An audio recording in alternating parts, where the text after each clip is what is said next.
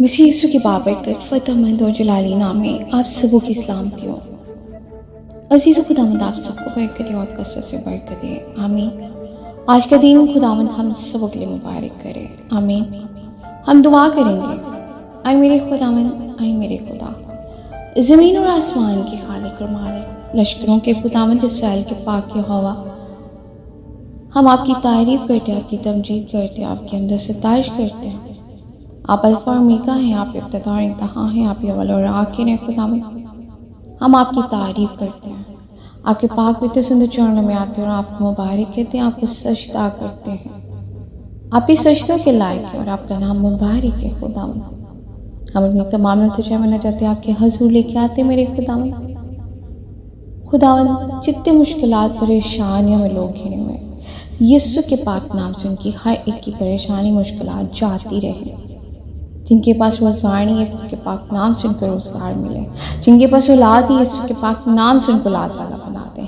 اور جتنے بیٹے بیٹیاں کلام دعا سے دور ہیں، یسوع کے پاک نام سے ان کے دل دماغ سوچ خیال بدلیں اور وہ آپ کے کلام کو پڑھنے والے بنے، دعا کرنے والے بنے، آپ کے ساتھ دل لگائیں، آپ کے نام کو پہچانیں خداوند۔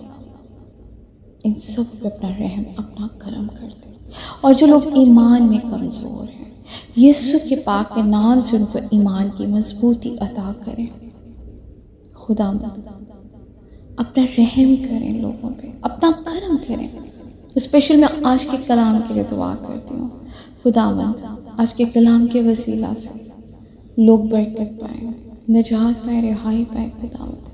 آپ کا کلام دو دھاری تلوار ہے خداوند، آپ کا کلام لا تبدیل ہے، آپ کا کلام ہمارے قدموں کے لیے چراغ، ہماری راہوں کے لیے روشنی ہے خداوند۔ سب پہ رحم کریں، جتنے لوگوں تک آپ کا زندگی بخش کلام پہنچے خداوند، وہ سب برکت پائیں، سب برکت پائیں خداوند۔ میری دعا کو سنیں، قبول کریں، مانگ لیتے پیارے میٹھے یسوع کے پاک و پوتر نام میں، آمین۔ آئیے عزیزو،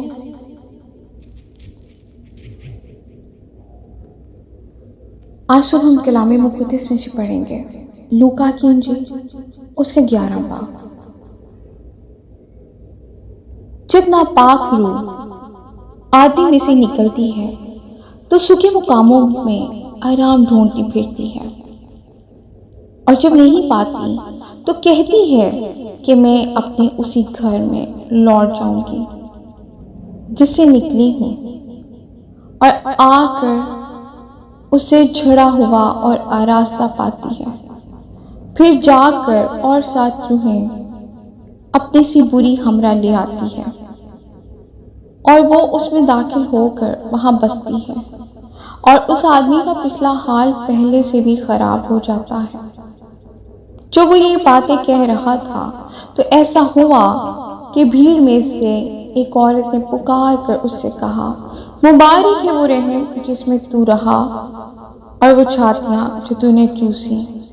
اس نے کہا، ہاں، مگر زیادہ مبارک وہ ہے جو خدا کا کلام سنتے اور اس پر عمل کرتے ہیں۔ آمین۔ خداوند کے زندہ پاک کلام کے پڑھے اور سنے جانے میں اس کی برکت و خداوند کا شکر ہو۔